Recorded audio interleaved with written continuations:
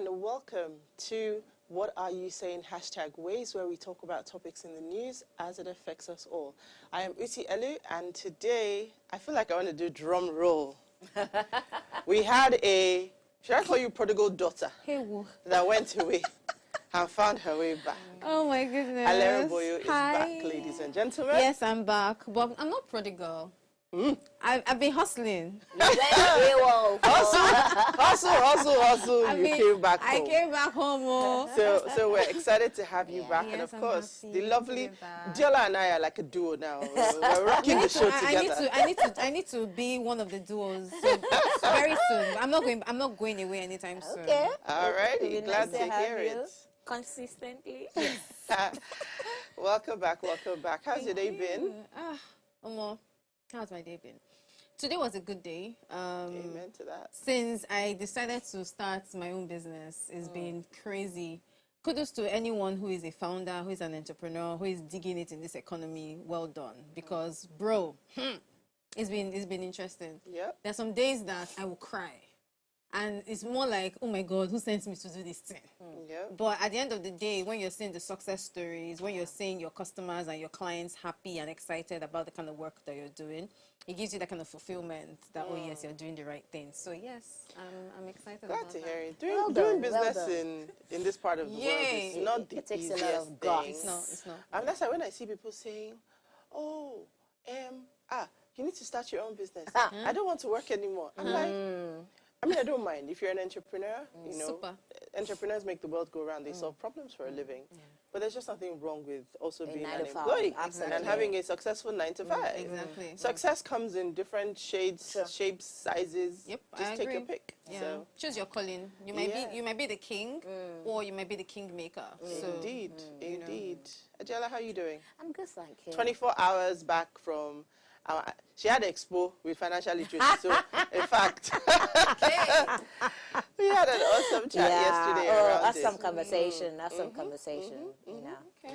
Well, excited to go into today's show, and here's what we found as today's quote. It is the domino effect of this tariff hike I fear the most. The price of everything that requires electricity to come to market will have to go up on the same salary. And that's by Tonte Briggs. I think the quote speaks for itself. We talked about the heat yesterday. We talked about the cost of power. Like, there's a lot of problems there. Nigerians are going through a lot. Yeah, we're all going through a lot. But the reality of it is, I mean, this price hike, I always try to play devil's advocate. But the truth is, on one side, you can see the argument of Nigerians. On the other side, there's also a valid argument on the cost and the business as well. And we're really going to unpack that in that conversation today. But the whole idea is we can't afford not to acknowledge the impact of something like this. Some may argue that, well, we didn't have lights before anyway, so if they increase it and you get more lights, it's a win. If you don't get more lights, then you're not spending. So, it was a interesting perspective. But again, there's so many different perspectives around it. But that's what we want to discuss today. What's the real impact on the average Nigerian? So I'm looking forward to that conversation. And it will be... We also have a surprise. I won't say more than that at the moment. But yeah, we also have a surprise today. But I'm looking forward to that part of the conversation. So... in recent times, Nigeria has been grappling with the issue of electricity supply. Amidst this struggle, the Nigerian government has implemented policies aimed at improving the efficiency and sustainability of the power sector.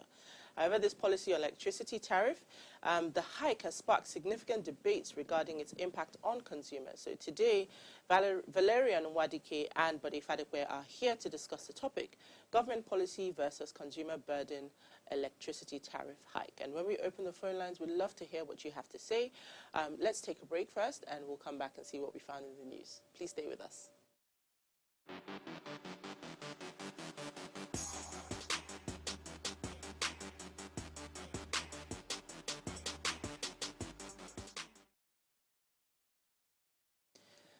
Thanks for staying with us. So let me come to, in fact, before I come to you, today is World Hemophilia Day. there really is a day for everything. And World Hemophilia Day is the annual observance on April 17th to raise awareness around hemophilia, a rare bleeding disorder in which blood does not clot properly. The disease, more common in men, occurs due to alterations in genes that regulate our body to stop bleeding. The day is dedicated to supporting the global bleeding disorders community and advocate access to care and treatment for all living with such disorders, irrespective of age, gender, or their location. There is sadly no cure for the bleeding disorder currently, and it's important to take measures for its management. That there are illnesses that a lot of people have never heard of before. And I'm loving the fact that it is being amplified. So the fact that a lot of people have not experienced it or is not a very prominent type of illness, they're recognizing the people that are going through. I'm like, wow. I'm like, bleeding. yes, like you just keep bleeding constantly. And for it's men, so sad, you know. I mean, I like literally days like this just make me thankful for health. That's all I'm gonna say. It's like when they say a specific illness day, it's always, some of them always sound very new. Like when you hear World MS Day, like what is MS? Like people are going through. People are going through a lot. It's crazy. So we're thankful for good health. For good health, yes. But I will start from Alera. What did you find for us in the news? My news today is pretty interesting. So the repentant female Boko Haram insurgents lament over a lack of suitor and they cry for husband. When I saw this, I was like, wait, what? So the Punch newspaper basically put out the news revealing that as much as the Boko Haram insurgents have surrendered and their arms and ammunition to the government and renouncing the act of terrorism and bandits continues to reignite the Normandy, they have come out now to complain that they are not finding husbands who can, you know, maybe take care of them and all of that. And when they came out of the insurgents, my own question is, since these women came out of, you know, game and said they are no longer bandits, what is the government really doing for people like this? Because the problem that we have in this country is more than marriage. It's more than looking for husband. First of all, your survival. What are they really doing for these women to ensure that they are able to... But that's what the women are looking for. Husband. The men represent security. Right. And this that's their own understanding of where survival comes from. You must also understand culture. Yeah, and the problem they are having is that they are being... they're not being... Yes, they're not being attended to because they are ex-terrorists. So the men that are in town do not want to be associated with them. So what would you say would be the best thing for those women? So, you know, the truth of it is, I mean, we've talked several times on the show about, you know, people coming out and laying down arms and saying they're not terrorists anymore. You have to have some sort of reinduction process. You first of all have to walk back all the extremist ideologies, or at least try to, right, to be able to feel comfortable to release them back into society and not believe that they're going to cause further harm, right? There's that. There is also, I mean, this is a lot of education and reorientation. That's the word I was looking for. Yeah. Because also, like Diola said, it's a cultural thing, right? You're ostracizing, or these people will be ostracized. So for me, I see it as a deterrent. Please speak up louder so that your counterparts can hear you and realize that they don't want to go into terrorism because there's no life after it, right? Or there's a struggle after it. But there does need to be, with the amount of IDP people like that we have, these camps, all these, we have to have a proper program of reorientation and reassimilation. Are you teaching them skills? Are you helping them figure out how to take care of themselves? So there's a lot that can be done. But these women are just looking for how to you know, survive. Yeah. No, I don't even know that it's soft life. I think they're just trying to survive. And the only way they know how to is having a husband that can provide for them, and they just be a kids. That's what they're used to. That's the culture. You know, there's a lot of mass weddings in the north. So, well, a larger part of the north, you know, so they just feel it's the responsibility of the government to take care of that side of things for them. But so much is placed on the government. I mean, honestly, I think we need to stop Anyway, that's conversation for another a show for another day. honestly. Awesome. What did you find for us, Diola? Okay, so the headline for mine is FG vows clamp down on traders inflating commodity prices. I know yesterday, you know, when we were talking, Messi raised concerns about, you know, the prices of everything going up, and everybody was saying it was dollars, and okay, now dollars has come down now, you know, and all that, you know. So this is what the federal government has vowed to take stringent regulatory measures against traders unfairly inflating prices of goods and commodities. The government, through its agency, the Federal Competition and Consumer Protection Commission, expressed worry that despite the recent appreciation of the naira against the dollar, consumers continue to face escalating costs without a corresponding decrease in prices of goods and commodities. This situation is unacceptable, and the FCCPC is committed to protecting consumers and all that. I mean, you know, it goes on to say that, you know, they understand the financial strain these rising costs are placing on Nigerian households. But my question is, I mean, there has to be a balance, right? So in terms of people who have goods and commodities, some of them have had to stock up during the hike, you know, so who takes care of that shortfall, you know, if they have to sell at the price that the government probably wants them to sell. So I think this is something that we just need to give a bit of time. Yes, there are greedy people. People would always take advantage of situations like this. But I think, I mean, it's still it's an ongoing process. Yeah, I don't think in a month, if the dollar is still like the yeah, same it's price, stable, it's exactly. expected that it should come down by time. So I think that we had, what most people forget is that we had a sustained period of hike in the dollar. Sure. And then prices were going up because it was that way for a long time, where businesses were having to restock and all of these things were happening. And now, even though the dollar is coming down, I mean, today it's almost at 1,000, right? But the reality is that we still need it to be like this for a while. There needs to be stability even in the current prices, because again, there's a bit of concern about the sustainability of what is actually causing the prices to come down right now. So let's be positive, let's be hopeful. In fact, when I saw this, my thought was, please, how are they going to do it? Is it now going to be scapegoats? You open your books, let's see how much. Yeah, no, like let's see how much you bought it. Yeah, but I mean, it's so rudimentary. I mean, the how. Anyway. We've consistently talked about how difficult doing business in Nigeria can be, sadly. And I woke up this morning, I looked at my phone, and the first thing I saw was a live video from the Instagram handle of Landmark Beach. And they're filling in the sand, right? And you could see sort of the heavy-duty vehicles, and you know, some people were there gathered with signs, Save Landmark. And it struck me because I was like, I mean, this is not a new story. We all know that it's happening. But sadly, I remember reading about a week ago, I think the minister came down to inspect the site and to meet with the management of Landmark. And the vibe that I got from reading the stories and the reports, it seemed like, okay, we're going to collaborate, we're going to work together, we're going to find a way around it. He talked about the fact that, you know, jobs would not be lost, you know, the impact that Landmark has on tourism at the moment. So that being said, then 6 days later, this is happening. So is it that the talks have broken down, the dialogue has stopped? I watched a very detailed video around where the road was, because this is not a new project. I think always important to give context. It's not a new project, and everywhere that the road is supposed to have gone, right? You're essentially, a lot of these business owners on that beachfront have been given a timeline at the time when they were acquiring their land.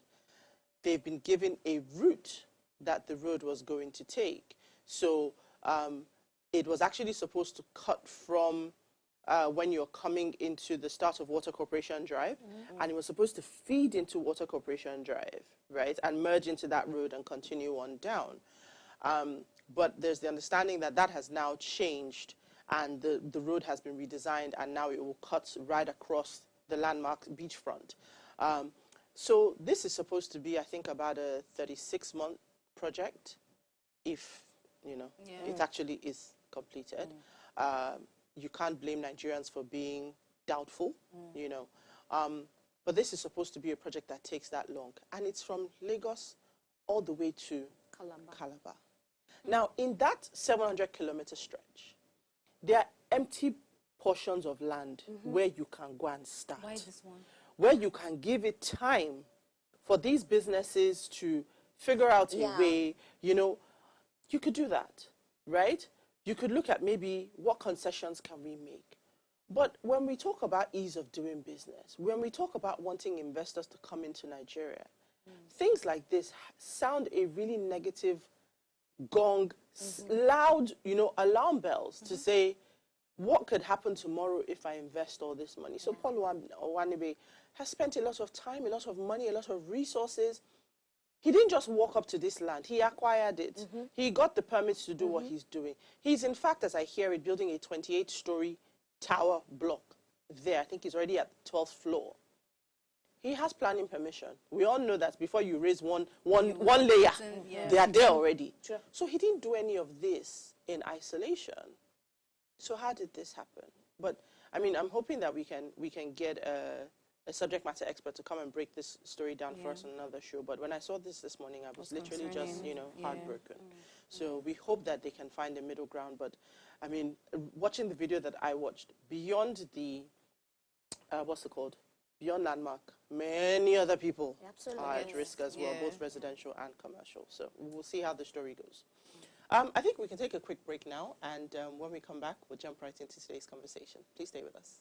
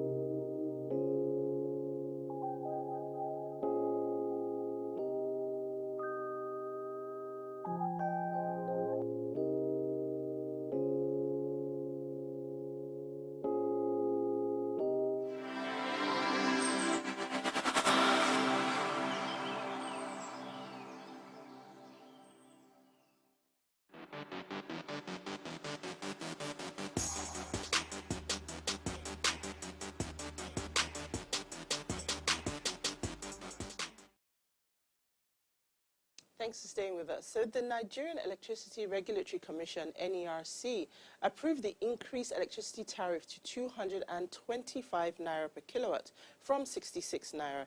This is a 300% hike that took effect on April 1st, 2024. The cost of electricity, which is the equivalent of 15 cents per kilowatt, when comparing it to other African countries where you have 42 cents in the Niger Republic, 23 cents in the Republic of Benin, 25 cents in Mali, 28 cents in Senegal, and 27 cents in Burkina Faso. You see there's a huge disparity there, even with the increase to what we are paying in Nigeria. So the government's rationale behind the tariff hike aims to address the financial sustainability of the power sector by ensuring that tariffs reflect the actual cost of generating and distributing electricity. However, critics of the tariff hike point to the immediate impact on consumers, particularly the burden it places on already struggling households and businesses. Many Nigerians, especially those in low-income brackets, are already facing economic hardships exacerbated by inflation and unemployment. For them, higher electricity tariffs translate to increased living expenses and reduced purchasing power, further deepening their financial woes. So today we're discussing government policy versus consumer burden electricity tariff hike. Please let's hear what you have to say. Remember, you can join the conversation. Send us an SMS or WhatsApp to 0818-038-4663. So here we are. We are. I mean, I really wanted to mention the comparison in cost, because that's one of the things the Minister of Power has been talking about, right? I know he annoyed and upset a lot of people when he mentioned that Nigerians don't manage power effectively. We should switch off our freezers. When it's frozen, we go out, we leave our ACs on. That's not a lie, in that people, put on all their ACs and whatever. But then you can't speak to that in isolation of our reality and our existence. The fact is, truly, we've never had stable power. It's just like talking about financial literacy. I don't have money, so I should learn about money. Exactly. In the same vein, I don't have lights, and you're talking about me effectively managing lights. When I have power, I'm excited. Exactly. Put everything on. Right. We all turn to ice block. Let there be light. Right? So sometimes it feels like there is a, what will I call it now? It feels like there is ignorance the word? A tunnel vision around the challenges and the realities. Then you just pick one minute part of it and you hold on to it. It doesn't say that the thing you said is not valid, but there's context, right? So the challenges that we're facing today, we've kicked the can down the road for so long. Everything has now come to roost all at the same time. Plus subsidy on power, plus electricity, plus exchange rate. So the Nigerian consumer, let me not say the poor Nigerian consumer, the Nigerian consumer right now, we need to breathe. Right? We're going through a lot. Let the people. It's so crazy that, I mean, there's certain, I'm going to use myself as an example. Before the hike, where I live, we pay our rent for 1 year, and it covers electric bill, it covers Loma and the rest of it. So before now, I wouldn't lie. I would say shamefully, I did not know how much I was spending on my NEPA bill. All I know is that when there's light, we have light, and it's taken care of. We use it.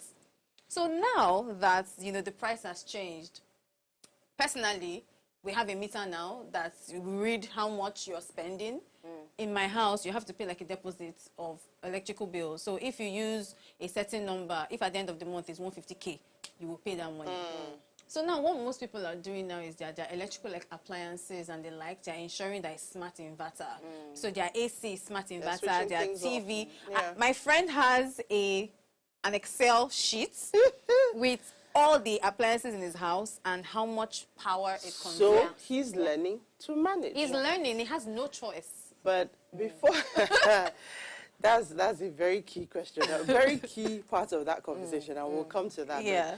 Our guest today, Valerian Nwadike, is a corporate lawyer with an exceptional record of achievement overseeing litigation. He's highly skilled in providing legal advice and a proven ability to mitigate risk exposure and resolve complex issues. So today, we have a lawyer in the house to break this down for us on the legal perspective. So good evening, Valerian. We hope you can hear us. Good evening.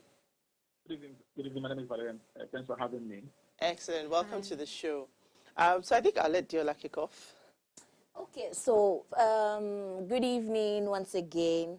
I would like to ask, I mean, given this hike in this tariff, I would say that before now, which is everybody seems to know about it. I know for a fact that there has been increase like twice in electricity, tariffs, and maybe a lot of people didn't know, or they're just like, okay, it's very insignificant, they can do away without it. But the real question now is there a legal framework that allows this kind of excessive hike, and it's easy for people to say that, okay, you know what, I'm going to sue whoever and all that, but at the same time, if there is a legal framework that allows them to do this, without necessarily considering the consumer, they're allowed to take it from 1 to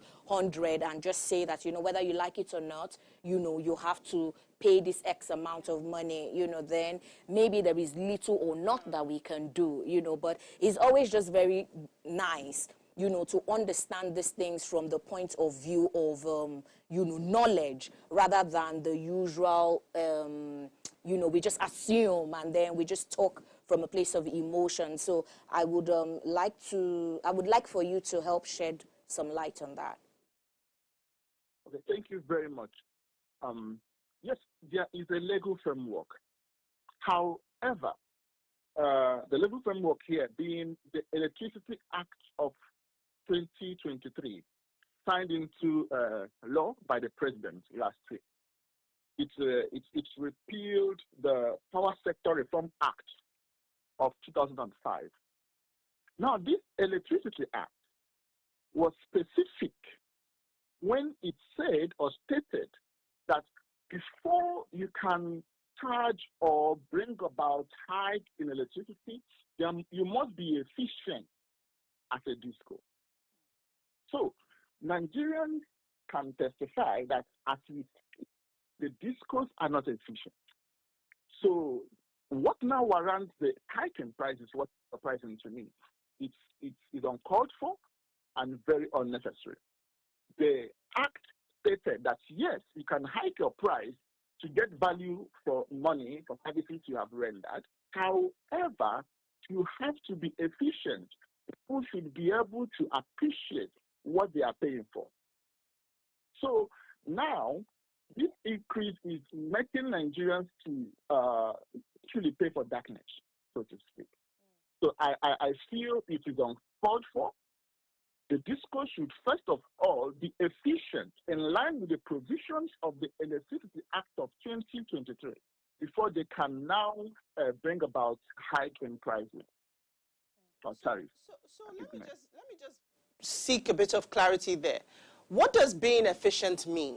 Because in hearing you say that, perhaps their interpretation of being efficient was being able to provide 20 hours of power, because I wondered why they would put in such a caveat, given that they're not in control of the amount of power that they get from the transmission company. And I don't know that I've ever seen any data that implies that they know what the consumption is or their consumption needs would be if they were providing 20 hours, 16 hours, the different bands that they've committed to. So is this clause of efficiency, is their answer to it this, price, hours, time commitment? But what does efficiency really mean? Efficiency in terms of electricity distribution. People should be able to see this power being generated. When you see that power is generated, you wouldn't really complain in payments. However, the hike in price was quite sudden. Yeah, they made clarifications that it only affects about 1.9 million Nigerians, that about 10 million more are still under subsidy. And it begs the question, are they not Nigerians? The so-called 1.9, are they not entitled to some form of subsidy? This should happen in phases, not outright like 200% increase. That is so, will I say, uncalled for. And looking at the fact that subsidy has been removed on petroleum products like a year ago, bringing about this one now makes it difficult for everybody at the same time. So I feel, yes, efficiency is as regards power generation. But, you and I know that the national grids collapse every week, literally. So that is not efficiency. They have to fix that. They have to ensure that those are fixed. That is when I will understand that they have passed the efficiency test. Okay, so I can agree with you when you talk about the grid and efficiency, but I think that the question around expecting subsidy, as a people, we need to come away from that, but that's a different conversation. But wait, let's go there. Okay. The reason is because, aside from individuals that this thing is affecting, it's also affecting organizations and industries that are providing jobs for this individual. So it's going to be a bigger problem at the end of the day. But my own question that I would like to know now is, what can be done? Because right now, it seems like Nigerians are going through different, the gas bills is coming from different angles. So if we're asking for, we're expecting the dollar to come down, we're expecting cost of food or cost of living to, normalize, and now we've been hit with, high tariff. Is there a way to legally stop this? Something needs to happen. Yeah. Except maybe they just want people to go around the street and just start acting crazy, because it's a big problem. Individuals are going to suffer for this. Industries are also suffering, that is even amounting to loss of jobs. So please, would you mind telling us what do you think can be done, worst case scenario? What do you think can be done? As a country, we are depending on gas supply to the dams. and we are dependent on hydropower, and I feel that is the bane of our problem. We should diversify to solar energy, wind energy, coal energy. Each state has been granted power by virtue of the Electricity Act of 2023 to so create for their own use, their own electricity system, like what is happening in Aba as we speak. So if each state can replicate what is happening in Abia State, in their various states, the problem will be half solved. But people are seeing efficient power, they won't complain. Where I stay, there is an agreement we had with the power officials where we pay a certain sum higher than what most Nigerians pay to get a certain rate of light. People are not complaining when they are seeing the value of your service. But where we are having issue is when there is erratic power supply and then you are increasing your tariff by 200%. Come on. I'm not saying that you shouldn't increase, but let it be done in phases. It shouldn't be outright, to be honest. Okay, so I have a quick question, from a legal perspective, and it is that, so given the fact that there's been this band classification, is it not an infringement on human rights, to say that some people are more deserving than other people? I mean, what is the logic behind saying that because you live in a certain area, you are automatically classified into a band that states that you have lesser, power supply compared to someone who probably stays in a highbrow area? Okay, maybe you're looking at their income, so there's income disparity and all that. But I mean, from a legal angle, do you think that this is an infringement on human rights? The Electricity Act strictly privatized the power sector, making it a business, creating venture. So people want to make profit. If you want to have 24 hours of power and you can afford it, why not? You pay for it. So you don't expect an average businessman to give you power for free because you're a Nigerian. It's like telling somebody, it is your fundamental right to go to Spar supermarket to pick up 3 bags of rice. You have to pay for it. If you cannot afford 3 bags of rice, you can take 3 cups of rice.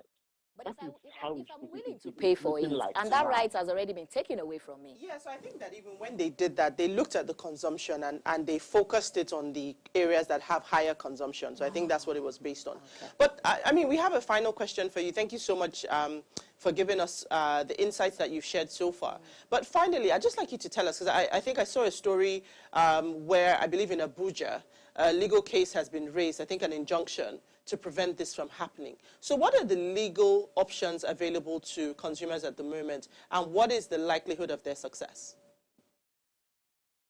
Consumers have a right to complain or sue that they are not seeing efficiency on the side of the power generating discourse, because the Act specifically says that you can only make profit when you are efficient.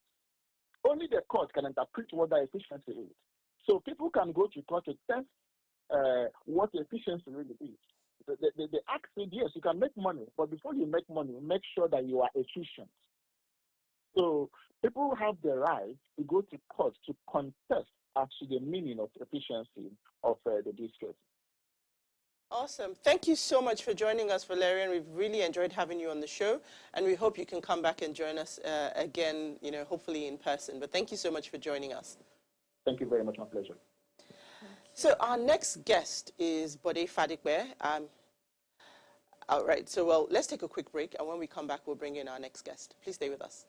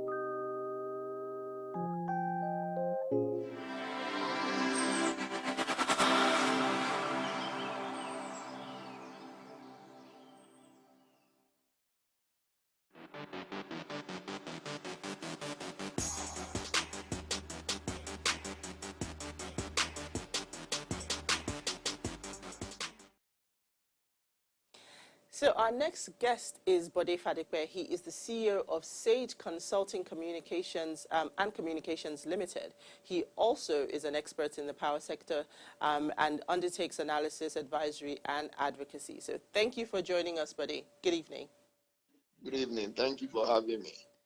So we first like to start off by hearing your thoughts on this hike. Is it, in your opinion, valid? Has it been done the right way? If it wasn't done the right way, what should have been done? Well, in terms of validity, if what you mean by validity is whether the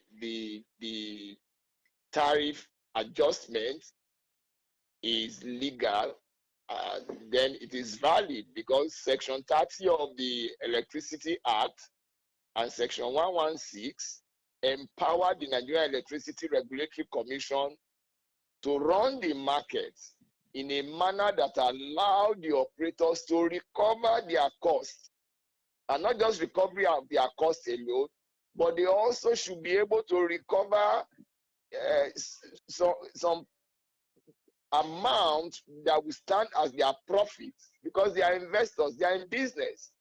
So in terms of validity, it has been validly done. At every point in time, NEC is allowed to adjust the tariff every 6 months for minor review and then 5 years for major review. The last time that the review was done was about 15 months ago, which means that it is overdue.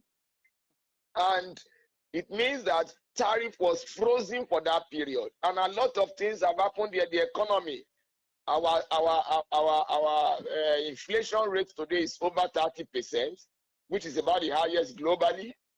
The subsidy provision for this year is about 10% of the national budget, which is about 2.9 trillion.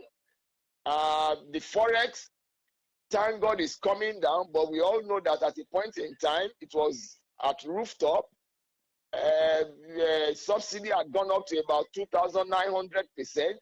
So all the indicators to bring about an adjustment in the tariff were existing as at the early week in April when the tariff was adjusted, and it was the discos that applied for it normally. So there's nothing that says the tariff was not valid. So I think that, I mean, thank you for setting the scene in that manner. Let's look at it from what you said. The discos, right, they are businesses. They need to make money, right? Now, Yes. You also have the problems in the ecosystem, because I don't think that most people are talking about that. The discos need to make money so they can, pay the gencos who are distributing money, if that's in a limited sense. And in the middle of that, you have the transmission company. Now, given that the challenges in the transmission company haven't been fixed, and even the gencos are, as at last reports, are also operating at a loss, is this a real solution? I didn't get that question, please. So this hike now, right? We say that the discos are a business. Yes. We are charging more money so we can make more money. Now, to make more money for the discos is because I want to be able to settle my bills with the gencos, right? That's where the product that I'm selling is coming from, correct? Yes. And in the middle of that, you have the transmission company, which there are problems there because that's not privatized. And what I'm asking is this the real solution to the problem? Is charging 225 naira to 1.9 million customers really going to solve the problem of the discos and the power sector? See, while the issue of tariff is not the only solution, but I dare say that is fundamental to resolution of so many other problems that the sector is facing. Why is it so? At the root of the performance in the market today is the issue of liquidity. We are not able to pay the gas suppliers, and they refuse to give more gas. As I speak to you right now, the market is owing the gas suppliers over $1 billion. $1 billion. That's one. The market is owing generating companies about 1 trillion naira. That's two. Who is going to be running business on charity? Now, you are saying that transmission. Yes, transmission still belongs to government, but transmission is in between generating companies and distribution companies. So it's serving the two of them as a transporter coming from generation going to distribution. Who is supposed to pay them? Is it government that should pay transmission or the market that transmission is serving? Who should pay? Okay, even government itself said, I will give subsidy. Unfortunately, government has also not been able to meet that commitment. Are we going to continue to wait for government in perpetuity? That is what has brought us to where we are. That's two or three. Number four, people say service before payment. Where is that done in the world? Who gives service before payment? Particularly in a situation like this. Have we asked ourselves whether the power sector is the only customer of the gas company? The answer is no. There are companies that are also getting gas from the Nigerian gas company, and they have never failed those gas companies because those who are buying from them, they pay as at when due. So who will you sell to as an individual, assuming you are in business? Who will you sell to? The man who is going to owe you or the man who is going to pay you immediately? I mean, it's common business sense. I will sell to the man who is going to pay me immediately. I mean, I don't know whether you saw it in the media today, where Transcorp said they are selling across the country to those who are ready to pay. So what are we talking about? But there are some of these people that are ready to pay, but they are not even getting the light supply. No, so What yeah, did you say? that's from the business perspective of people that are paying, right? But if like he said, if I have the money and I'm going to pay, I will sell the gas to you now. Right. And the minute I sell the gas to you, then the Gencos don't have the gas. The entire ecosystem is then affected. So that's what he's... Oh, interesting. Mr. Body, I have just one question for you. What strategies can the Nigerian government pursue in minimizing the negative effect of tariff hike while still achieving the policy objectives? Well, in terms of strategy, I think the first thing is let us even price the commodity properly. What has happened to the band A customers is that the tariff has been adjusted to reflect the cost of the service. So let's even price the commodity properly. I mean, there is a conversation around whether electricity is basic amenity or utility, or whether it's a commodity.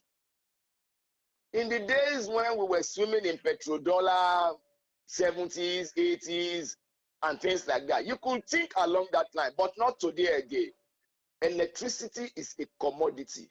It has to be sold. So when we get more money from it, we can then develop the power sector to the point where customers will be the ones to say, no, this is the hours of electricity that I want, because that's what I can afford. So if it is nighttime alone, you can enjoy the electricity, all well and good. I mean, most of us travel out of this country, and we know that people don't play with their utilities. They pay for it. In Nigeria, we play with our utilities. We not only play with our utilities, we even vandalize. And we want a stable power sector. Where is that done? Okay, so I have another question. I mean, and I think this is to the economist side of you, you know. Of course, we're all happy that the Naira is gaining, you know, on the dollar. And Yes. we are hoping that in a very short while, we'll begin to see the changes that, you know, this brings. However, with this, I mean, electricity hike, you know, this tariff hike, how do you think this is going to affect the purchasing power of individuals, but more so industries?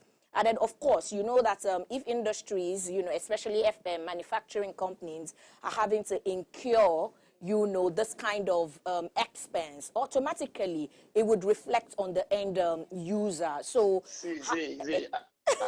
I'm happy you have come from this perspective. yeah. If we want to be honest, this tariff is an advantage to industries. If we want to be honest, even though there is, I mean, in the media space today, as a matter of fact, I read a story where Mr. President commended Dangote for bringing down the cost of diesel to 1,000. Even at that, the public power supply is still a lot cheaper. Because for 1 unit of electricity in the public sector, in the public power supply, you are paying 225 naira.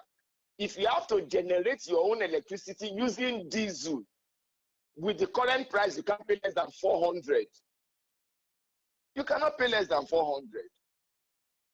So who is gaining more? It is the industries. Because once the discourse can provide the 20 hours and above, it means that they will have an advantage in their budget for power. So ordinarily, there shouldn't be an increase in the cost of goods. But in Nigeria, they said what cannot happen in Nigeria does not exist. So I like that. I like that you said once they can provide the 20 hours. Now, Yes. in your estimation, when is that going to become a reality? Because people have gotten 3 minutes and 49 seconds in a day, and they've classified themselves as band Y. So what is the Band Y? likelihood that they're going to be able to actually give that 20 hours? No, it shouldn't even. I know that there are 4 or 5 bands, but there is even an extra band that is called bandits, and those are the ones that steal electricity. Those are the ones that bypass. I mean, those are the ones that vandalize. So I know that there is band A, band B, band C, band D, and band E, and then there are the bandits as well, those who steal electricity. So I don't know whether those are the ones you call band Y. No, or band band Y Z. are in between. You know, you don't quite get 20 hours, 16 hours, 12 hours. You don't get any of that, but you are paying. So you are band Y. Provided you are connected to the grid legally, well, I take it as band Y. Otherwise, I'll take them as bandits if they are not legally connected. I mean, because that's what they are, bandits. And that also poses a challenge. But I mean, in all seriousness, when can we expect that 20 hours or 16 hours even for band B will become a reality? Because the consumers are waiting. Now, you see, coming to the point that you have just raised, when are we going to expect it? Of course, it's an automatic thing. I expect that because people pay, give immediately, they need electricity. I mean, there are very few customers, to the best of my knowledge, that are on the postpaid platform. Majority of customers are now on the prepaid platform. So they even pay before the service. So what does that mean? More money is expected to come into the sector, with which infrastructure will be developed, and then it is expected that gradually we begin to consolidate. Of course, don't forget the fact that the power sector is not a green field; it's a brown field to a large extent. So there are infrastructure on ground currently that should be able to meet that demand. And as we go ahead, consolidate on that service level commitment. Well, I mean, I really love the energy that you brought to this conversation, Bode, and I hope that we can have you on again as a guest to further dive into our power sector and how we can indeed, experience some of these positives that you sort of touched on today. So thank you so much for joining us. We really do appreciate your time. You're welcome. Thank you. So, both of our guests, it was almost like a for and against. But I really love Bode's perspective in that there are some home truths we need to tell ourselves. And that was why I really wanted to mention the comparison in the cost. So if you look at it, that at 225 now is 15. Before, it was divided by 5 cents compared to the other prices. So we have a long way to go. Let's be hopeful. But I mean, I had, again, another wonderful conversation with you ladies today. So thank you so much for joining me. Before we go, do ensure that you follow us on Instagram at Ways Show Africa and Official Upgrade TV. You can interact with us, drop a comment, like, share, and follow. And remember to tell your friends and family too. follow as well. Tell them to watch Ways too. If you missed today's quote, here it is again. It's the domino effect of the tariff hike I fear for the most. The price of everything that requires electricity will have to go up on the same salary. So we've come to the end of the show, and we look forward to bringing another great conversation to your screens tomorrow at 8 p.m. Have a good evening.